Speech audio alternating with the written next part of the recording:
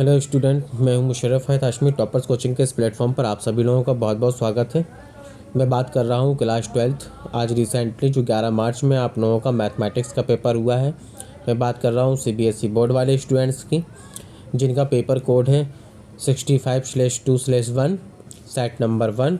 तो इस पेपर का सॉल्यूशन मैं आप लोगों को इस वीडियो में बता रहा हूँ।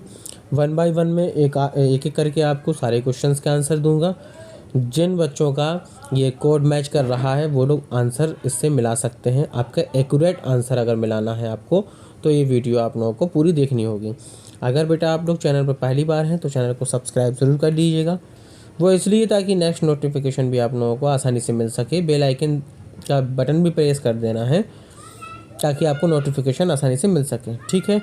और लाइक शेयर आपको वीडियो को कर देना है ताकि और बच्चों का भी फ़ायदा हो सके। तो चलिए हम लोग 1 बाय 1 क्वेश्चंस को देख लेते हैं, ठीक है। मैं हिंदी और इंग्लिश दोनों में ही अपना आप लोग मैनेज कर लीजिएगा, ठीक है। लैंग्वेज दोनों ही रहेंगी, आप लोग अपने हिसाब से मैनेज कर लीजिएगा, ठीक है। तो जो पहले वाले का बेटा आंसर है, जो एक आपके पास में मैट्रिक्स दिया गया है और पूछा था कि ए की पावर 2023 का बेसिकली वैल्यू क्या होगी, तो इसका बी आपका आंसर हो जाएगा, ठीक है। फटाफट हम लोग मिला लेते हैं। आफ्टर डेथ जो आपके पास में सेकंड क्वेश्चन है, वो सेकंड क्वेश्चन आपके पास में ये रहा कि यदि 2054 is equal to P plus Q, जहाँ पी एक सममित मैट्रिक्स है एंड क्यू ये आपका विषम सममित अवयव है, तो क्यू किसके बराबर होगा। तो क्यू की जो वैल्यू आना थी आपके पास में वो बी ऑप्शन होगा आपका बिल्कुल सही आंसर, ठीक है। फिर हम चलते हैं क्वेश्चन नंबर 3 की तरफ। तो क्वेश्चन नंबर 3 हमारा ये कहता है कि यदि ए बराबर आपके पास में इतना एक व्युत्क्रमणीय अवयव सिंगुलर मैट्रिक्स हो, जबकि ए बिलोंग करता है कैपिटल ए को, तो ए किसके बराबर होगा। तो बेटा ये आपका बिलोंग करवाएगा डी ऑप्शन, बिल्कुल सही आंसर होगा आपके पास में। फिर अगर हम बात करें चौथे क्वेश्चन की, तो चौथा क्वेश्चन है mod of A is equal to K mod of A वर्ग अवयव है, तो के सभी मानों का योगफल कितना होगा। तो बेटा इसका सभी मानों का योगफल जो होगा वो आपका 0 होगा, सम होगा, ठीक है। नेक्स्ट क्वेश्चन पे हम लोग चलते हैं। तो हमारे पास में पाँचवा क्वेश्चन मिलता है। पाँचवें क्वेश्चन का अगर आप अवकलज देखेंगे, यदि D D X of F X is equal to A x plus B and F0 is equal to 0 दिया था, देन एफ एक्स क्या होगी। तो आपको सीधा सा इंटीग्रेशन करना था, तो बी ऑप्शन आपका आना था, क्योंकि F0 की वैल्यू 0 दी गई है, राइट। फिर अगर हम नेक्स्ट क्वेश्चन की बात करते हैं, 6 जो क्वेश्चन है, डेरिवेटिव इक्वेशंस जो दी गई है, sine X plus cos D Y upon D X is equal to Y square की घात पावर पूछी है, तो ये नॉन डिफाइंड है, मतलब परिभाषित नहीं है, अपरिभाषित है, ठीक है। चलिए नेक्स्ट क्वेश्चन पे हम लोग चलते हैं। तो ये हमारे पास में ये वाले क्वेश्चंस तो हो गए हैं बेटा। चलिए अब हम लोग 7th क्वेश्चन से मिलाते हैं। तो 7th क्वेश्चन में जो था डेरिवेटिव इक्वेशन आपके पास में इतनी दी गई थी, इसका समाकल गुणांक मतलब इंटीग्रल फंक्शन आपको चाहिए था। तो इंटीग्रल फंक्शन अगर आपको चाहिए था तो आप इसका बनाते इक्वेशन। अगर आपने इसका इक्वेशन बनाया होता D X by D Y plus में आपका आना था क्या, यहाँ पर आया था y upon 1 minus Y square into x, और बराबर में आपके पास में आता a y upon 1 minus Y square, ठीक है। तो आपको इंटीग्रल फंक्शन चाहिए था, तो ये आपके पास में पी की वैल्यू थी। और आप जानते हैं कि इंटीग्रल जो फंक्शन आपके पास में होता है वो होता है आपके पास में ए की पावर, ये इंटीग्रेशन का साइन होता है। फिर यहाँ पर आ जाएगा y upon 1 minus Y square into आपके पास में आ जाएगा डी वाई, ठीक है। इंटीग्रल फंक्शन आपके पास में इतना आना था। तो समाकल गुणांक जो आपके पास में था वो आपका क्या आ जाएगा। तो इसमें से जो आपका राइट आंसर होगा वो क्या होगा, अगर आप 1 माइनस वाई स्क्वायर बराबर टी मान लेंगे तो यहाँ से वाई डिडक्टेड हो जाएगा, और इसका जो सही आंसर आपके पास में आ जाएगा वो डी आ जाएगा, ठीक है, कैलकुलेट करने के बाद। इसके बाद में अगर हम 8वें क्वेश्चन की बात करते हैं, तो 8वां क्वेश्चन जो आपके पास में था वो ये था कि पी एंड क्यू के निर्देशांक इतने और इतने दिए गए हैं, तो पी क्यू के अनुदिश मात्रक सदिश ज्ञात करना था, यानी यूनिट वेक्टर निकालना था। तो जो यूनिट वेक्टर आपको निकालना है वो आप पी क्यू वेक्टर निकालेंगे। तो पी क्यू वेक्टर अगर आप निकालेंगे तो आपके पास में आएगा 2i कैप, और फिर आपके पास में आएगा 3j कैप, और आपके पास में आएगा क्या, -6k कैप, ठीक है। तो 2 3 -6 कहाँ पर है, 2 3 -6 यहाँ पर है। तो ये आपका बिल्कुल करेक्ट आंसर हो जाएगा, डी वाला आंसर, ठीक है। तो ये आपका बिल्कुल करेक्ट आंसर हो जाएगा, ठीक।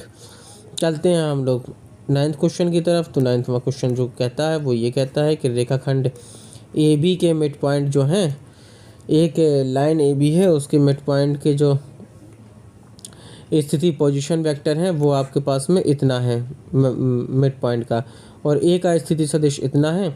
तो यहाँ से आपको 2 का करना था इसमें मल्टीप्लाई, 2 का मल्टीप्लाई करने के बाद में ऐसे कर देना था आपको सब्सट्रैक्ट। तो यहाँ पर 2 का मल्टीप्लाई करते तो आता 6i, 6i में से 2i जाता तो बचता 4i, और किसी ऑप्शन में है नहीं है 4i, है सिर्फ बी ऑप्शन में, तो बी ऑप्शन आपका बिल्कुल सही हो जाता।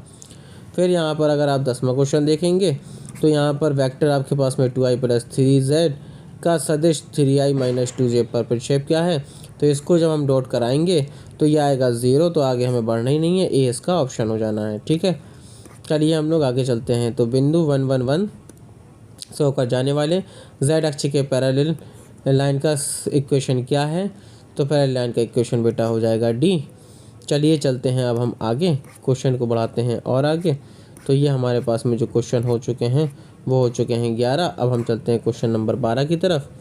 ठीक है, तो क्वेश्चन नंबर 12 हमारा कहता है ये है आपका प्रोबेबिलिटी से रिलेटेड। यदि 500 के एक युग्म को या मतलब पेयर को उछालने पर आने वाली संख्याओं का योग 9 आता है तो एक पासे पर आने वाली संख्या के 4 होने की प्रोबेबिलिटी क्या होगी। तो जब आप इसको सॉल्व करोगे तो ये आ जाएगा 1/2। ठीक है, ये क्या आ जाएगा 1/2 आ जाएगा। बात करते हैं हम 13 क्वेश्चन की। 13 क्वेश्चन में सीधी सी कहानी थी आपके पास में। वो सीधी सी कहानी क्या थी कि आपको इसका इंटीग्रेशन करना था, एक्स के रिस्पेक्ट में आपको इंटीग्रेशन करना था। तो चाहते आप तो साइन कॉस में से तोड़ सकते थे, या फिर आप इसे नॉर्मली सॉल्व कर सकते थे। इसको अगर अपन को इंटीग्रेशन अगर इसका करना है, तृतीय अवकलज मतलब होता है आपका इंटीग्रेशन, है ना, क्या होता है इंटीग्रेशन, इसका मतलब होता है। तो ये है आपके पास में tan x - 1 upon tan x + 1। तो यहाँ से अगर हम इसका प्रमेयीकरण करेंगे तो ऊपर बनेगा tan x - 1 का होल स्क्वायर, नीचे आ जाएगा tan स्क्वायर x - 1। अच्छा, 1 + tan स्क्वायर x बराबर होता है sec स्क्वायर x। तो यहाँ पर आप लोग इसे सॉल्व कर लेते आराम से। अच्छा, लॉग के फॉर्म में, अच्छा लॉग के फॉर्म में है तो या तो आपके पास में सॉल्व करने में या तो ये वाला आंसर आएगा या फिर ये वाला आंसर आएगा, आप चेक कर लीजिएगा। ठीक है, फिर इसके बाद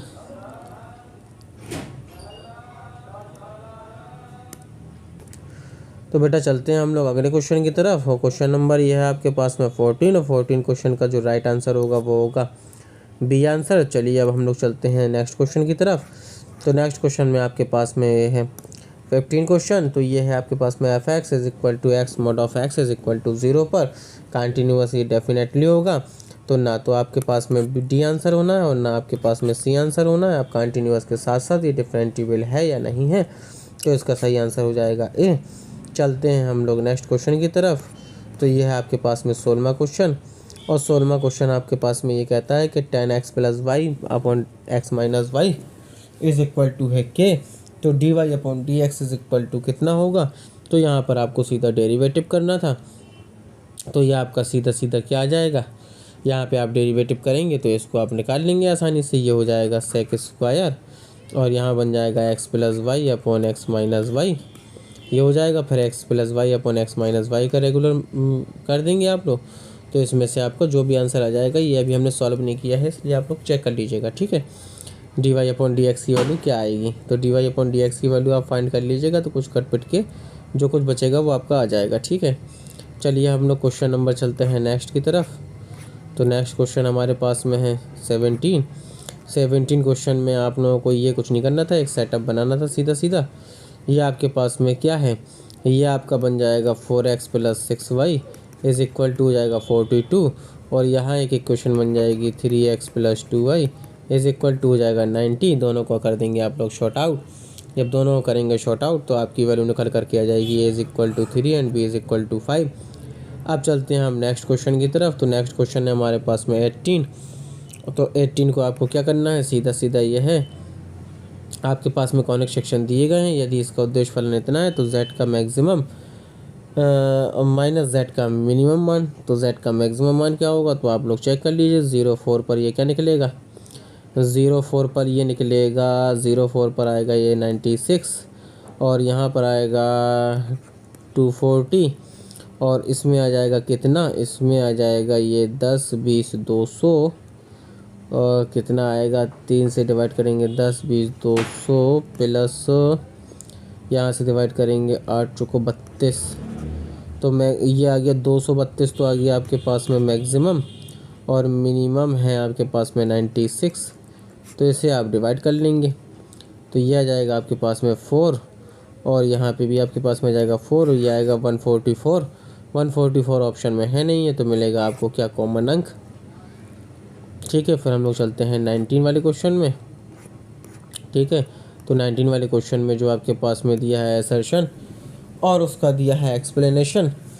तो असर्शन इसमें देख लेंगे कि कितना होगा। तो बेटा असर्शन तो पहले वाले का बिल्कुल सही है, लेकिन इसका जो एक्सप्लेनेशन है, रीज़न जो है वो आपका बिल्कुल रॉन्ग है। तो यानी कि हम ऑप्शन नंबर सी की तरफ चले जाएंगे। और इस वाले में ये आपके पास में पहला वाला कंडीशन है तो ये बिल्कुल सही है, दूसरे वाले में ये भी कंडीशन बिल्कुल सही है, तो इसलिए हम ऑप्शन नंबर ए की तरफ चले जाएंगे। ठीक है, राइट। अब हम लोग चलते हैं नेक्स्ट क्वेश्चन की तरफ। तो ये हमारे पास में 20 क्वेश्चन निपट गए। अब आता है हमारे पास में 21 क्वेश्चन। तो 21 क्वेश्चन में आपको कुछ भी नहीं करना था। यहाँ पर आप साइन 3π/4 है, 3π/4 को आप लिख सकते हैं क्या, पाई माइनस π/4। तो pi minus π/4 sine inverse sine π/4 बन जाएगा, यानी फाइनली रिजल्ट इसका आएगा π/4।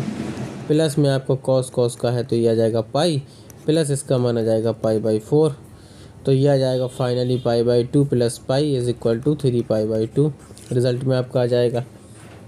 नेक्स्ट क्वेश्चन हम लोग करते हैं 21 में आपको बनाना था आलेख, तो ये आप बना लेते हो और इस पर इसका परिसर भी ज्ञात कर लेते हैं। ठीक है, चलिए फिर हम क्वेश्चन नंबर 22 की बात कर लेते हैं।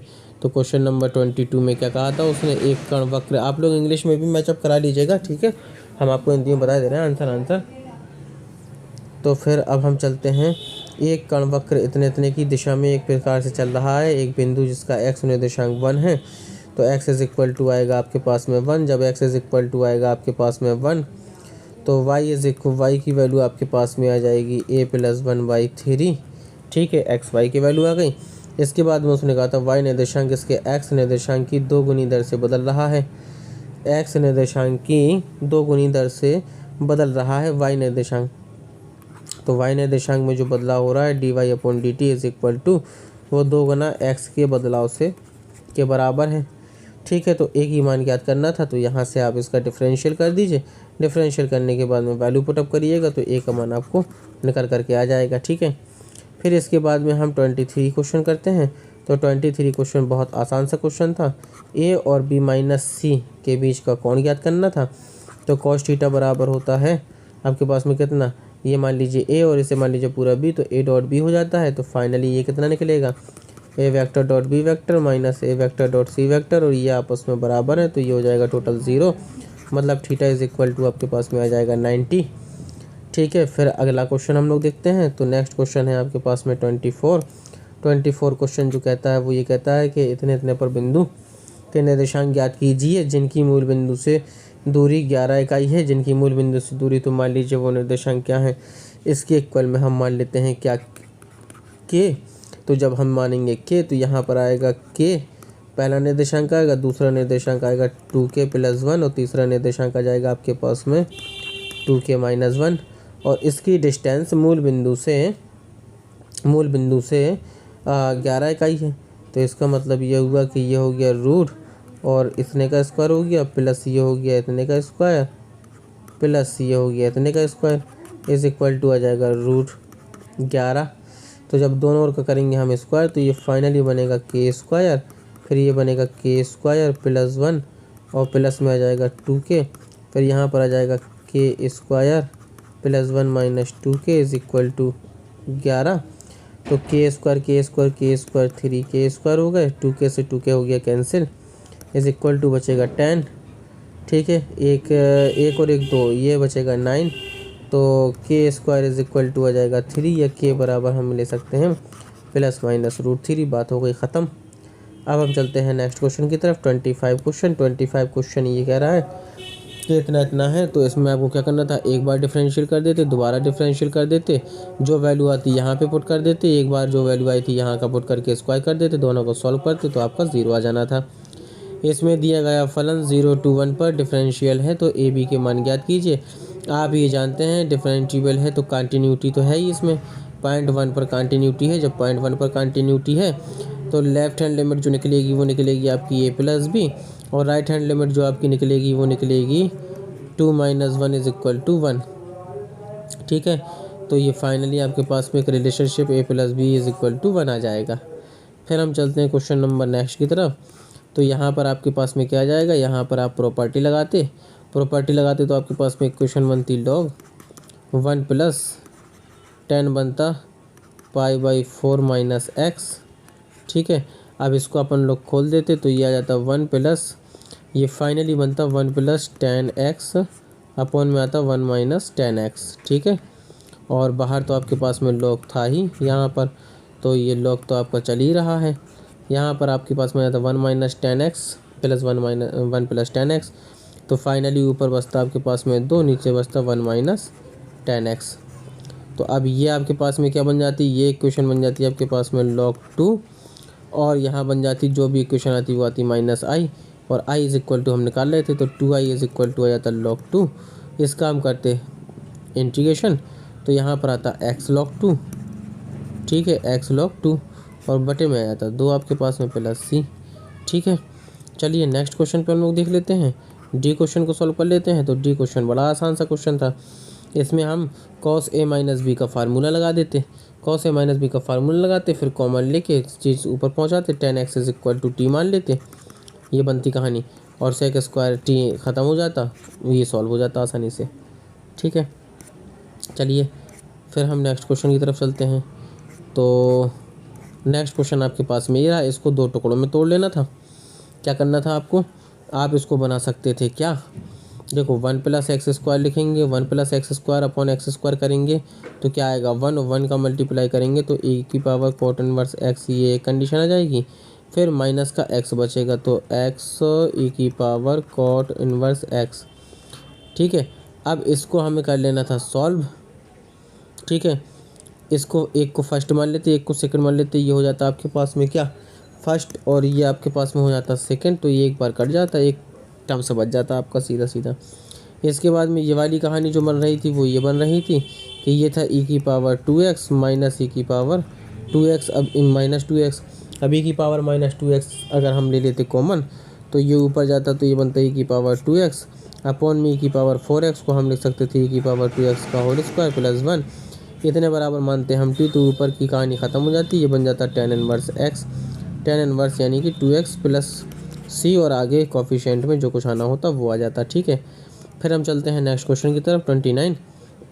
तो 29 क्वेश्चन सीधा सी बात थी, ये आपका dx अपॉन dy = बन रहा था xy minus x² upon y², ये इक्वल पावर इक्वेशन थी, यानी हम मान लेते x = vy, इसको हम फर्स्ट सेकंड से सॉल्व करते, मान पुट अप करके इक्वेशन फाइंड कर लेते।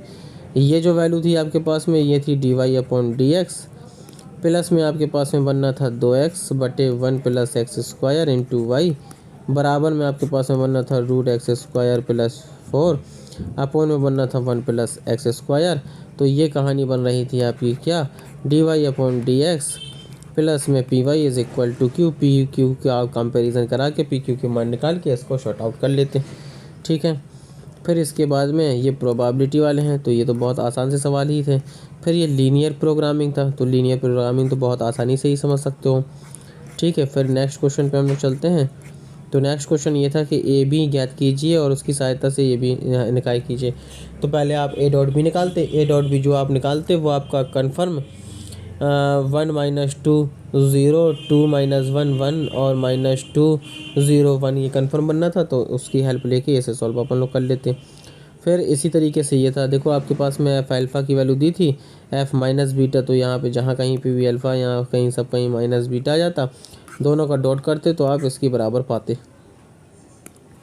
ठीक है, और ये इनका जो दिया है क्वेश्चंस दिया गया है समांतर चतुर्भुज पी क्यू आर एस जिसके शीर्षों के निर्देशांक इतने इतने इतने इतने हैं, विकर्णों का समीकरण ज्ञात करना था सीधा सीधा, और उनका विकर्णों के प्रतिच्छेदन बिंदु निकालना थे, कोऑर्डिनेट निकालना थे। तो ये आसान सा सवाल था। फिर इसके बाद में ये वाला दिया था बिंदु इतने इतने से होकर जाने वाले दो रेखाओं इतने इतने के लंबवत हैं। लंबवत में आप सबसे पहले मान निकालते हैं आप एन का। जब आपके पास में मान एन का आ जाता तो एन का आ जाता तो ए आपके पास में ये था, तो आपके पास में वैल्यू होती है R vector dot N vector is equal to A vector dot N vector. यहाँ पे बन जाता है आपका एक इक्वेशन, और उस इक्वेशन की मूल बिंदु से लंबाई निकाल लेते a x plus b y plus c x plus d upon under root a x square plus b square plus c square plus.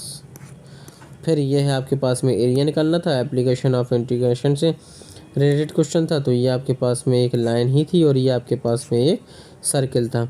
और ये किस टाइप का सर्किल था, ये था X square plus Y square is equal to 4। तो यहाँ से आप इस तरीके से कुछ बनाते, इसका जो कोऑर्डिनेट है वो मूल बिंदु पर ही थे, तो ये आपका ये बन जाता। और एक लाइन जा रही थी आपके पास में, तो लाइन जा रही थी, तो लाइन जो थी वो आपकी कुछ इस तरीके से चली जाती। अब इस तरीके से चली जाती तो वाई अक्ष से घिरे एरिया का क्षेत्रफल, तो यहाँ से आप एक लाइन डालते, ये आपके पास में आ जाना था क्या, y इज़ इक्वल टू 0। और ये वाली वैल्यू जितनी भी आती हैं इन दोनों को सॉल्व करते अपन लोग। जब इन दोनों को सॉल्व करते तो ये आता 4 minus X square is equal to root 3x, मतलब कि 3x स्क्वायर। तो ये था 4x square is equal to 4, X square equal to 1। तो ये y बराबर भी आपको कितना आता, x इक्वल टू 1 आता, तो y is equal to root 3 आ जाता। तो ये रूट 3 था और ये आपके पास में कितना था, ये आपके पास में 2 था। तो 0 टू रूट 3 लाइन के लिए और रूट 3 टू 2 एक साइकिल के लिए, और इतने का एरिया आपको निकाल लेना था। फिर ये था, तो ये आप क्या करते, fx1 is equal to fx2 अगर आपने किया होता तो x1 square is equal to x2 square आता। It means x does not equal to x2, मतलब ये 1-1 मैपिंग तो है नहीं। इसके बाद में आप fx आपके पास में y दिया था, y इज इक्वल टू इतना था, तो x की वैल्यू निकाल लेते, x की वैल्यू पुटअप करते फंक्शन में, तो आपके पास में रिजल्ट निकाल करके आ जाता y। इसका मतलब ये था कि ये ऑन टू मैपिंग है, ठीक है। फिर उसके बाद में चलो यार बहुत ज़्यादा ऊपर चले गए अपन लोग, ठीक है। इसके बाद में क्वेश्चन था आपके पास में ये हो गया।